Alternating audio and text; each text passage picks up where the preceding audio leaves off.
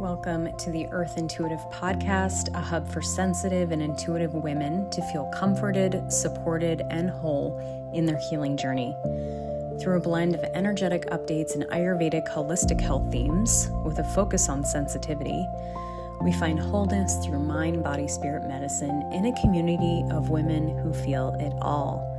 I'm your hostess, Brittany Nelson, Ayurvedic health counselor, yoga teacher, and highly sensitive soul. I love the episodes where I just kind of get to share from my heart, and this topic, traveling, is so near and dear to my heart. My entire adulthood, I've been obsessed with traveling. I think it started when I was actually really little. I grew up in Kansas City in the Midwest, so there was not a lot of nature around, no beaches, no water, no ocean.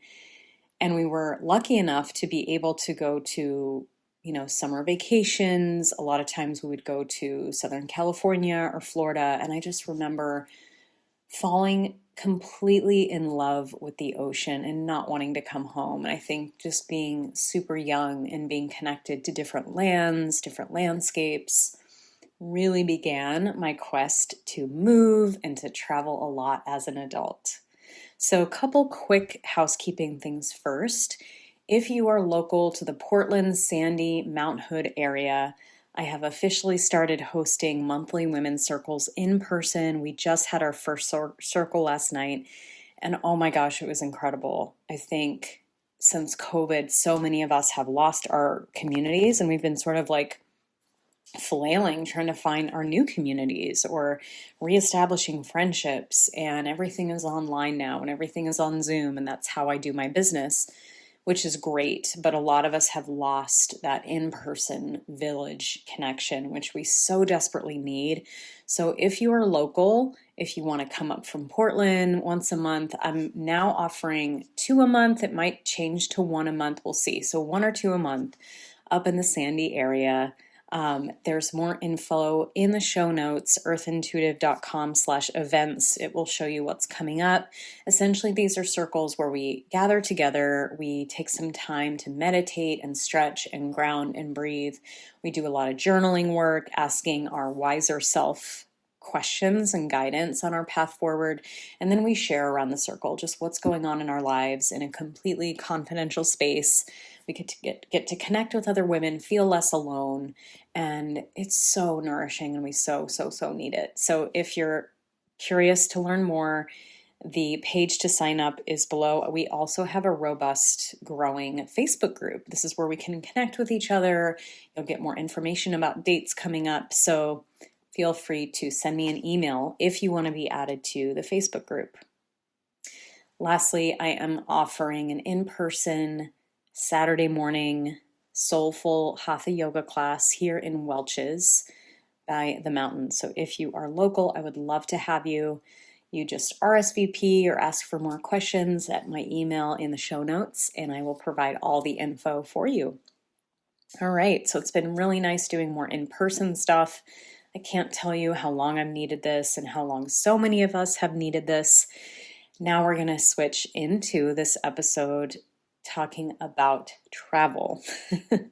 So yes, it can isolate us more when we travel because we're not in that close-knit community, but we can also find new community through travel. And that's happened in my life many times. First, I want to take a couple of shout outs. So if you haven't checked out episode 6 on this podcast, Are your routines holding you back? That's a really good one to check out. I recorded that right after I got back from Japan. So I really spoke to this concept of as we're healing, as we are healing our nervous systems, it's really easy to get sort of rigid about it and to hermit ourselves in. And ultimately how we really heal and strengthen our nervous system is to challenge it through these adventures, through these travels. So that might be a really good episode to check out. Another one that I absolutely love that was kind of inspired. This podcast was a little bit inspired by this episode. It's a few years old. This is from my Ayurveda teacher's podcast called Spirit Sessions, episode 118, Hotels for the Highly Sensitive. She talks about what to do in a hotel when you're traveling as a highly sensitive person, how to travel that's more easeful for you. It's great. She's full of personality. It's really entertaining and so heart centering to listen to her speak. So, highly recommend you check that out as well. So, the first thing I want to establish before we get into all the tips and tricks around traveling as a highly sensitive person is there's two things going on here. And my teacher will, show this mudra, this hand movement of holding up both hands. So, we're holding up two truths. And on one hand, we are highly sensitive and we need to take maybe different measures, different precautions, more preparation, more consideration for how we are. We're going to want to plan ahead more. We're going to want to think about things a little bit more. We're going to want to carve our day out a little differently than maybe a neurotypical person would. And this is going to be really nourishing for us. And this is a lot of what this podcast is about. And we're going to get into all of those details. The other part, the other hand of this is when you're traveling, especially if you're going on a very large trip internationally. We're planning a trip to Italy in a couple months for my fiance's cousin's wedding. I cannot wait. We're going to go all over Italy. But I've traveled a lot abroad, and especially when you're going really far, there's only so much you can control, right? Airplane rides, delays, going to a different country with a different language. Maybe the hotel has different accommodations. Maybe the culture is a little bit different than your own. So when you're traveling, there is this element of surrender that must be had. There's this element of being humble to where you're going. One of my healers said, when you are visiting somebody's house, you adapt to that person's rules and their customs and their traditions. So if they're eating a certain dinner, you just eat what they serve you, right? So there's that element of you don't want to be so rigid and so high maintenance that you're not fully opening up and embracing this experience that you're having traveling, because ultimately there's going to be challenges when you're traveling, especially if you're sensitive. But if you can just go into it with an open mind and open heart, let the experience mold you and help you grow and help you change, it can be such medicine. I've had some of my biggest growth moments from traveling. When I went to Japan, it was kind of a challenging trip. All of us were sick at some point with the flu. Like heading out there on the trip there, a lot of us were sick. We had kids with us. It was a huge time change. It was just a lot. But by the time I got home and I started to settle in again, I noticed there was a huge shift in my nervous system. I was able to sleep better. I was able to not feel so rigid.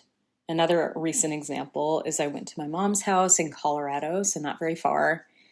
I had a great trip, and I realized when I got home that, oh my gosh, the bed I'm sleeping on is one of the reasons I haven't been sleeping well. And so I changed my bed, and I've been sleeping way better since then.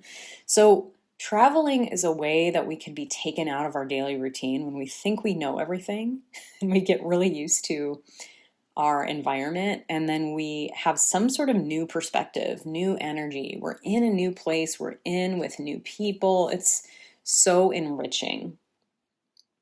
So I want us to keep that in mind as I talk about these tools and tips to stay regulated as best you can when you travel, that there's going to be a huge part of this that you can't control. And so we come back to these self-care practices to help when we're feeling out of control or we're feeling tired or exhausted or overwhelmed. Just know it's temporary and just know that it's going to help you grow. All right, number one tip when you are traveling, especially when you are traveling internationally, whether it's across the world or maybe you're visiting your parents' house, is to plan ahead. Know what your bedroom accommodations are. Is there air conditioning? Is there extra blankets? What climate are you going to be in? What bed accommodations do you have if you're sharing a room with a friend or a partner? It's really important to know this information before. I've made the mistake of kind of just winging it when I was younger in my 20s. And I remember sharing a room, almost like a hut, like a cabin with 4 or 5 other women in one room. When I was doing yoga teacher training, no air conditioning. There's no way I would do this now. Just no way. But I just wanted to do what was cheapest. And I ended up sleeping terribly for weeks. And so, when you're young, you can kind of just get over it. But the older you get, the harder it is to function and feel good. And we want to feel good. So it's important to do your research as best you can.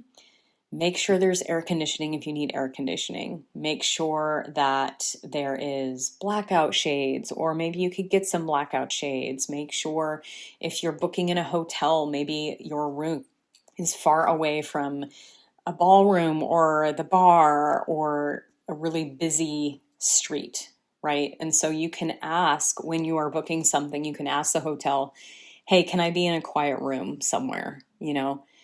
You are allowed to be that diva, quote, which is what my teacher Katie talks about in that podcast I mentioned. You are allowed to be a diva. You are allowed to ask questions. The picture, the salt lamp, the red light. I just got a travel red light. That's amazing. Do whatever you need to do to transform your space that you're staying in to make it more comfortable for you. Okay. Number 2, once you have arrived at your hotel room, at the bedroom you're staying in, your Airbnb, your friend's house, whatever it is, something I love to do is, number 1, to go outside and ground into the land that you're staying in. Greet the land that you're staying in. It's a different land than where you live. It's a different energy. It has different gifts for you. Be humble and greet the land. If you want to have an offering for the land, you can bring an offering. Maybe it's a bunch of herbs or just a little prayer or an offering or some gratitude because you are a guest on this land. And then number 2 is whatever room you are staying in. And I know this stuff is a little bit woo for some of you, and that's okay. Just take what resonates, leave the rest. That's just what this podcast is I like to greet the space I'm going to be in. So if I'm in a new bedroom and I come in with my suitcase and I look around and I'm like, oh, this is so nice. And I get excited and I'm like, hey, room, thanks for having me. I'm going to be staying here for a few days. I would love some good sleep.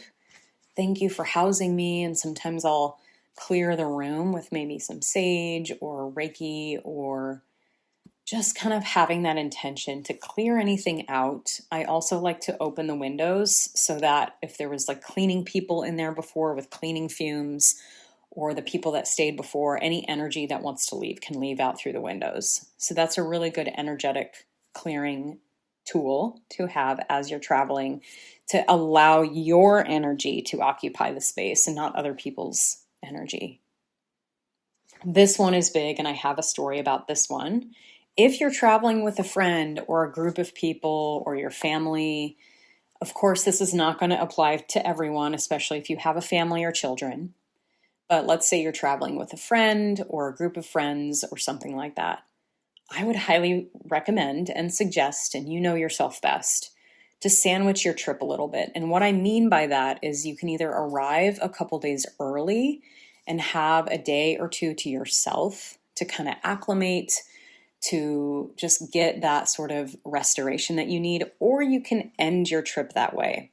So I have a great story with this. I had a wonderful friend from high school and college. We actually didn't go to high school together, but we were really good friends in college. We were very, very different. But I love that because we remained friends, even though we were very, very different. And she wanted to travel abroad, and she knew that I had been traveling, and she wanted me to come with her. And so we went to Europe. We went all over the place. We went to Paris, Greece, Denmark. We went to, the Netherlands. We went to the other name, Amsterdam. There we go. And the last destination we were at was in Greece. And oh my gosh, if you've been to Greece, you know how amazing it is. And I knew intuitively that we were going to be hopping around a lot, which if you travel internationally, it's a lot more travel than you think. So what I mean by that is you might spend half a day on a train or packing up your bags trying to catch a flight, something like that. So that's the part of travel that can make it really exhausting, is just going from here to there. So I knew that I wanted to have a couple of days just to do nothing at the end by myself. I knew that about myself. And I'm really glad I did that because my friend left and then I booked just a really tiny, tiny hotel room by myself, but it was right by the beach, right by the Mediterranean Ocean. And literally all I did every day was go for maybe a walk or a run. I did some yoga. I played my ukulele and I just laid in the Mediterranean Sea. That's it. And I remember I had one of the best salads of my life with gorgonzola cheese and pear, and I would eat it by the sea, and I would lay all day by the sea and swim in the ocean. And that was my honestly favorite part of the trip because that part of the trip felt like a vacation. That's another distinction I want to make as I see travel as two potential things. The first is a trip. The second is a vacation. And they're two very, very different things in my opinion. I've had probably more trips in my adulthood than vacations. So I see a trip as some sort of a journey you're going on, some sort of a purpose while you're traveling. It could be hanging out with family and friends. It could be you're going to a wedding abroad. You are exploring Europe and you're kind of traveling all over the place and doing a lot of things. That I see as a trip because it requires a lot of effort and energy to do it. A vacation I see as maybe it would be like an all-inclusive tropical resort where you just lay on the beach every day and you go spa treatments and you swim in the pool and maybe you take a nap and you get through a couple of books and you don't really go do a lot of stuff. That's how I see it. You might see it differently. And there's definitely elements of having a vacation within your trip, of course. I do think that having a trip can be a little bit more expansive for your soul, a little bit more expansive for your mind. Maybe you're going to go on a tour, learn something new, experience something new. Maybe it's going to be challenging. That I see as a trip rather than a vacation.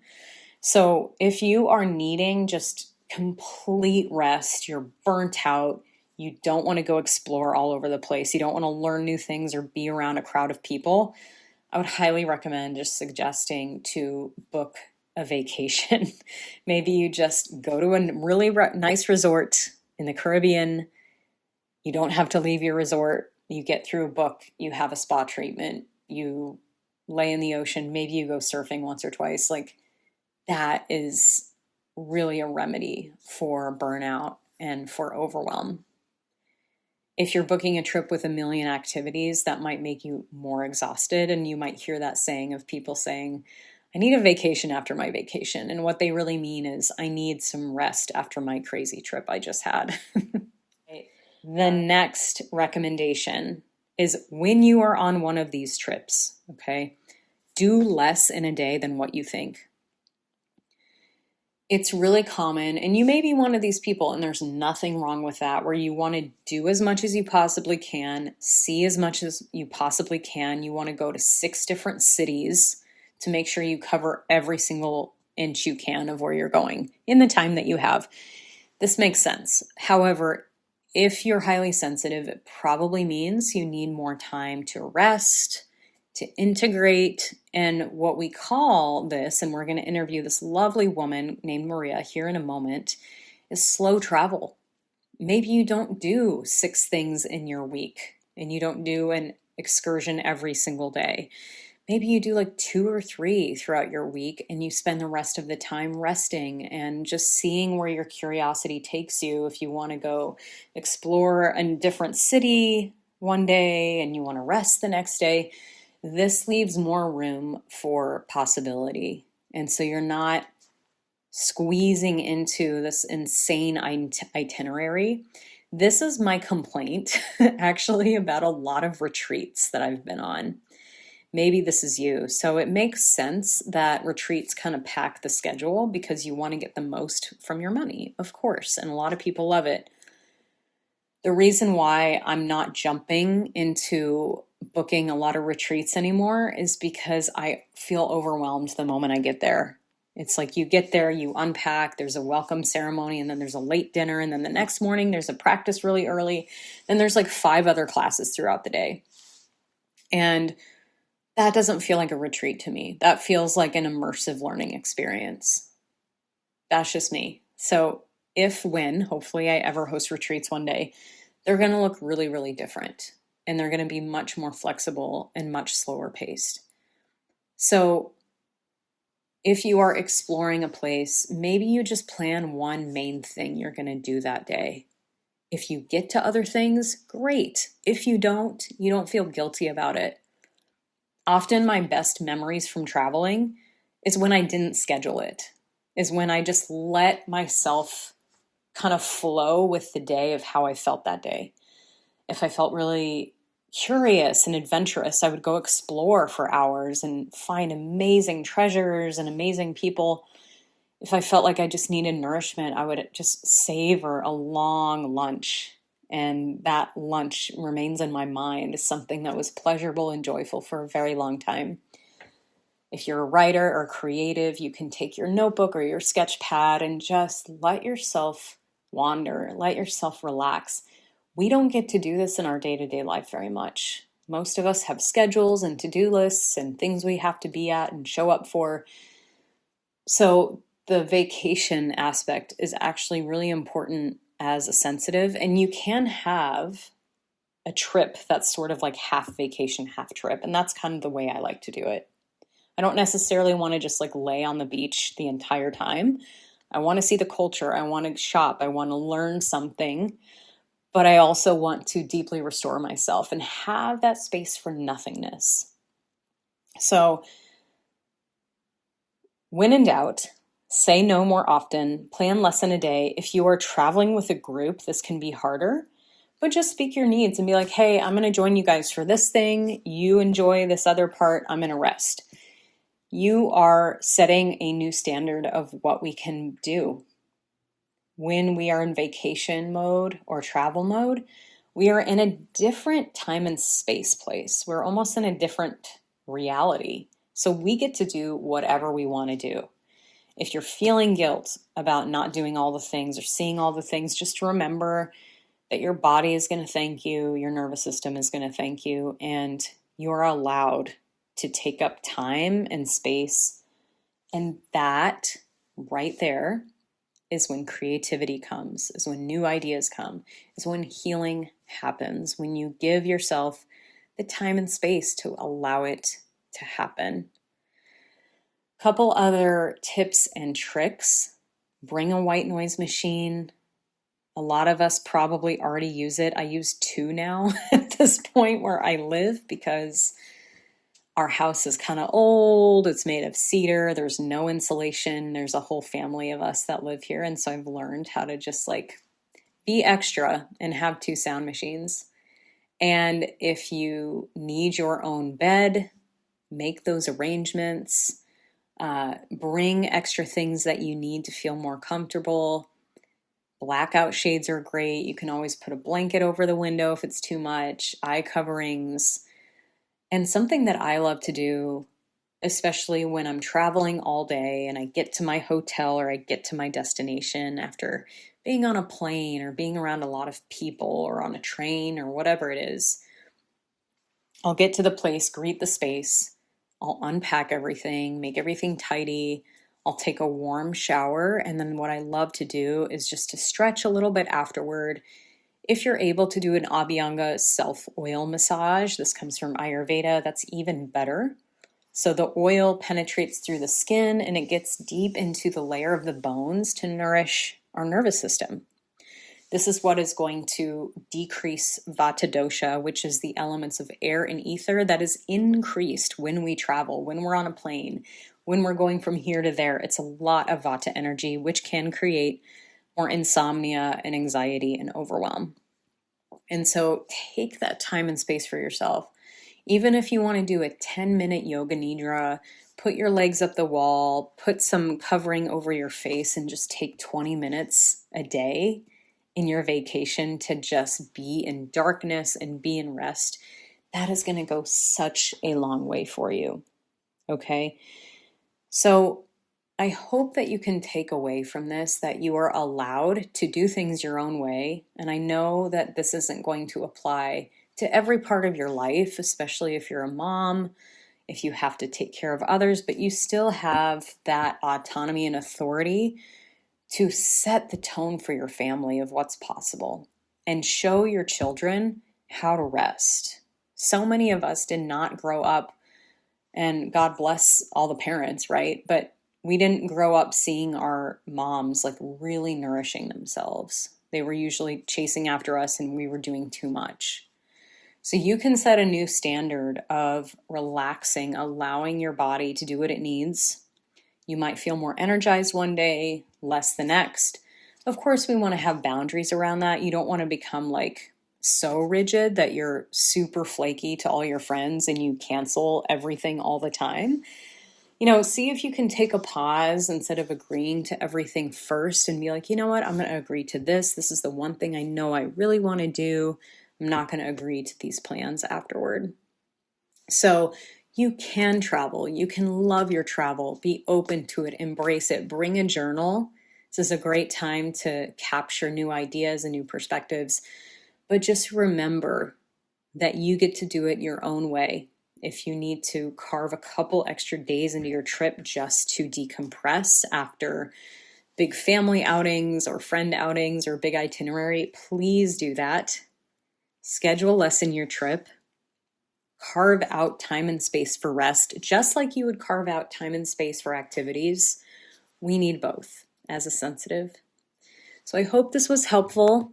Now we're going to hear from Maria. She is a travel guide in Greece, and she's really harnessing this idea of being a highly sensitive and carving out more slow travel. And she noted how she's seeing more and more people get on this bandwagon of slower travel. Let's transition to that interview. Hey, Maria, how are you tonight? Big day today for cruise ships and port, the usual, but I think I did well by my people. I managed to not lead anybody into any tourist traps and made sure they left with smiles on their faces. And it's just so interesting because you work with hosting people and showing Yeah. people around, and you're around a lot of people. And Yeah. I know we were talking in a previous conversation about like what a typical day looks like in the hospitality industry. So do you want to break that down of like what you were doing before in a typical hospitality day? And then how did you shift that now so that it's better for your system? So again, we're lucky now because there's more need for slow travel, deep travel. It's really trending even more than sustainability. But again, on my ground level, it's not about how you get certified or what diplomas you get out of it. It's really protecting people's energy. Because a typical day in mass tourism, I talk about islands like Santorini, Mykonos, Athens, big hotspots. You're always in a rush. You're always pressured. You're always pushed around. You're always processed in a way. And it's not out of malice. You cannot say, oh, people just care about money. It does happen, but it's just the rhythm of things. You're trying to squeeze everything. You're always pushing. So as a hospitality professional, as a waiter, as a driver, as a guide, as a tour leader, whatever term you use, whenever you're hosting people, you're never allowed to actually host them. You're always pushed. You always say, hey, go quicker. No bathroom break, no shopping, no eating, no functioning, no being human. So the industry is operating on a level where we're all supposed to just move around like robots, and then everybody ticks off, okay, the day done, let's go, next one, especially cruise ship tourism. And again, I don't think it was designed to be this bad, but that's where it's going right now because the logistics are out of control and the actual people experience on the ground is divorced from the decision makers. Because the decision maker is somebody who doesn't go through this, who doesn't. I swear, if we put one of those managers or decision makers in one of those bosses and just let them move through this day without bathroom breaks and being allowed to buy anything or just having time to just look around and feel your destination, I think they would get an idea of what's not going right. And again, I think that we are kind of tuning forks for a lot of rooms. Being sensitive, we detect things breaking first. And we can use this inner compass to actually design kinder, softer experiences. So every time our people get something like a viewpoint, something bright, vivid, memorable, then there is a reset. Let's go for ice cream. Let's sit down in the shade. Let's just take a break. And I notice people really enjoy this much better whenever I take these little breaks. Even if I have to cut out a lot of things from the route, if I'm in charge, we're always taking little breaks. Even if they're not highly sensitive, even if they're not jet lagged or in any way not functioning well, they still enjoy it much more. Mm. But for kids, for people with disabilities, anybody tired, knee surgery, anything, anywhere you need to be kinder to your body or your mind, the combination of something really stimulating and then a little reset is the most basic thing you can do. It's how all itineraries and all experiences should function, honestly. I agree. Oh my gosh, I can't agree more. And I think that's the key. And one of my Ayurveda teachers, when I studied, would call this islands of serenity. Like if we have a really Yeah. busy day, we Mhm. don't have time to do a big, Yeah. relaxation or a big practice. You would maybe do a task or do another task, and then you Mhm. have like 10 minutes and you just go outside, don't have your phone, or you just do a few Yeah. stretches, like these little tiny breaks. And those little reset buttons, I can tell you, make all the difference, especially if you are sensitive. And sensitive really just means that we feel a little bit more deeply than ever. Yeah. We Yeah. process a little bit more deeply. We're a Yeah. little bit more aware and sensitive to stimuli around us. And so I think Yeah. that's so important. And my guess, and I'm curious if you want to speak to this for a moment, Yeah. is, you know, we're all different. And I know there's a lot of type A, go, go, go people out there who love to have a full itinerary and their whole Yeah. trip planned. And they love that. Do you get people like that in your groups? Is there anyone that's ever like, Um, we need to do more? Or do you find that most people enjoy more of the slower pace? Most of people, again, I noticed this shift even in the last 5 years. A lot of people are just tired. So even type A people are starting to chill because they just cannot handle what they plan. Even if they come with a big list, at the end of the day, half of those things they don't really need them. But I used to get more of the real type A, especially first years. I caught a little bit of pre-pandemic tourism. Then 22, everybody was catching up on like 10 things. So people were definitely in a rush to experience more and they were just pushing. But I feel like everybody's drained nowadays.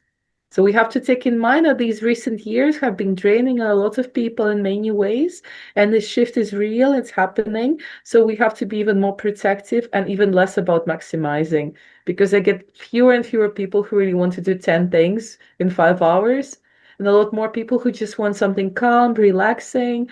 Again, this is a bit problematic because there's this idea that you only need an organized tour, a private tour, if you want to do those 10 things. And if you don't want to do, if you just want to, you don't need anyone. But again, there's many more jobs we're doing, regulating the energy, protecting, making sure nobody's rude to anybody else, like at a picture point. Everybody wants this picture, right? So somebody's proposing, somebody's elbowing, somebody's pushing, somebody's losing their minds. So very often I'm also doing conflict resolution on the ground because I can feel these people are about to lose it. And I can feel that. I can read the room. I know they're gonna blow their stop off. So I'm like, okay, let's go, let's not let's do something else. So you detect a lot of things and catch a lot of fires without having to maximize the stops or just go deep into history or geography or anything else. The more I work in the industry, the more I realize our actual job is the protecting people's experience, which may mean being quiet for a while, putting on some music, talking more, talking less. It's really very individual. And that's the beauty of the job that you can actually, if you love doing this, you can adjust to people's pace. You don't have to do the same thing every day. You don't have to read the same script, tell the same jokes. And I'm curious because I'm a yoga teacher, and so I teach many Hmm. different types of folks. I don't plan my classes anymore because I show up to see who shows up and what the Yeah, energy is like in the room and what people need. And it's just a different yeah, way of teaching. exactly. I'm curious, like, is that something you do as a highly sensitive? Do you show Yeah, up different for the different people that show up in your tours? absolutely. It feels different to me and it feels different to them. Again, it's all about who's in front of you. Even a driver asked me, where are we going today? I don't know. I haven't met these people yet. Mhm. Even within the same, supposedly the same stop, same village, maybe we stop here to look at an icon painter's job. You cannot even take a picture. He doesn't allow you to take pictures. But it doesn't matter. You watch somebody who's using gold leaf, one of the few people still left in Greece who paints the icons in this way. Or even if it's just a simple shop, maybe they like some design and they just want to linger and talk about this beautiful scarf, and that's fine. Maybe you just want to touch a nice silken fabric. That's okay. Or you want a snack and then we end up talking about something else. So again, it's all about little things. Very often for the person to get a memorable trip, it's the little things that help them form the memory. How long are the tours for typically? The most I've done, I remember they were filming something and I had to be with them like 13 hours, which was Wow. it Oh, was really something, 13 to 15 hours in my state. I was just my nerves were humming like a live wire. yeah. But normally, again, now people don't really book even full days that much anymore. So maximum 6 hours, and then they already can feel enough. But usually from those six, you spend about 3, 4 hours exploring, and then it's a break for food or something like that. Hmm. So again, the stamina, people's energy levels are really dipping. Very few people really want a full day experience anymore. They want to break it, which is good, doing several days instead. And again, the best scenario is when I get to host people for a couple of days, do these really nice, interesting things, combine them with something easier, some reset, and then we do it step by step, not all in one day. Hmm. I'm curious just because you've worked in this travel industry and hospitality.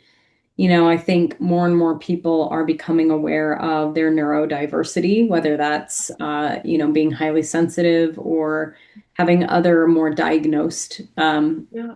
things going on. People are embracing their differences. And so, what would you say to someone who, is a bit more sensitive to stimuli, who may need a little bit more downtime? Like, if you were like the listener listening to this and like, what would you want to hear if you're newer on this journey of any like advice you would give or like permission or just anything to think about when people are planning their travel and how they could do it in a way that's more nourishing for them? Just try to be kind to yourself because the main problem with the modern world, we're not kind to ourselves. We always feel like we have this fear of missing out and we need to push ourselves. We need to be doing more things. Please spoil yourself, treat yourself like something precious. Have enough time for a spa, for spoiling yourself, or anything you need to just be kind, like a good massage, whatever works for you. I love a nice massage or a spa or a swim.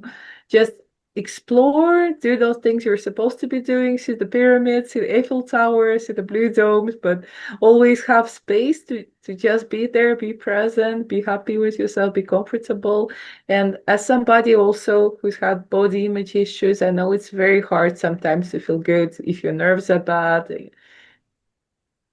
It's a delicate line. I'm still learning to walk, to not be stuck in a certain mindset, to not be always panicking or negative, but also not push yourself too hard because if you start pushing yourself, you make it worse.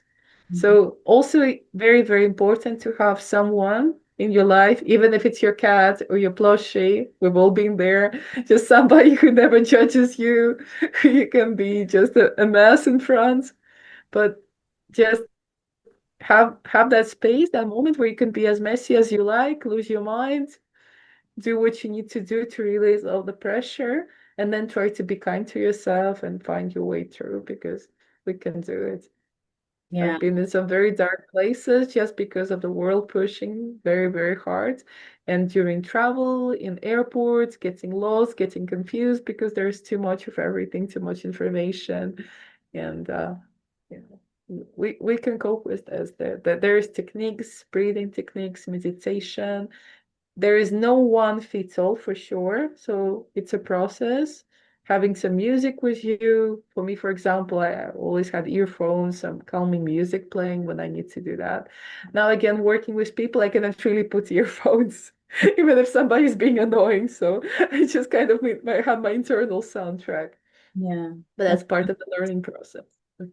Yeah, and just having that permission is just sometimes all we need. Yeah, And if just you have a family, if you are with a group, it's okay to like take space for yourself sometimes and ask for help, whether that's your partner or a friend, or just say, yeah, "Hey, no, I'm not going to come to dinner tonight, or I'm going to skip that activity today, and we'll meet later." It's okay very to important. take some things off your plate, and that can really make all the difference. Yeah. Maria, I would love to share with our listeners, like, if do you have any sort of website or email if people wanted to do a tour with you in Greece, and how would they get in touch with you? You can find me as Santorini by Maria. I have my website, Google profile. Again, it's a baby business. It's my first season working solo. I've had a few experience. I already managed to design more coming in summer, so I'm always happy to collaborate. Again, I'm very interested in working with travel advisors or on B2B level because I feel we're still building this framework. So happy to work with individual travelers and also very, very happy to talking this out. That's what I'm doing on my LinkedIn as well. Just bring it up there that we can design itineraries that are not about maximizing the stops, the things we're doing, but maximizing how we feel about it, like maximizing the feel good. Mm-hmm. Even if we do just a couple of things, we do them really well. Hmm. Thank you so much. This has been amazing. Thanks for sharing with us. Yeah. And yeah, everybody, if you're heading to Greece, I've been to Greece before. It's stunningly beautiful. The Mediterranean is just unreal, out of this world. So get in touch with Maria. And thank you so much for Maria for Thank coming you. on. Thank you for Appreciate having it. me. Thank you, Maria, for being here. If you are heading to Greece or you want to head to Greece and you can learn more about her offers, head to the website in my show notes. Thank you all for being here so much. If you enjoy this podcast, I would love some love. Maybe you want to share this episode, give it a review, or leave a comment below. I love getting your feedback about this. And if you are craving a little bit more one-on-one support with your sensitivity, whether that's health related, physical health related, mental health related, spiritually, energetically, check out my offers at earthintuitive.com. I invite everybody to book a free 20-minute consult just to see what it would be like to work together, to really have someone help hold you accountable and give you a lot of great ideas, tools, tips, tricks from a nature, holistic point of view when it comes to your healing and your well-being. Thank you all for being here, and I will see you all very soon.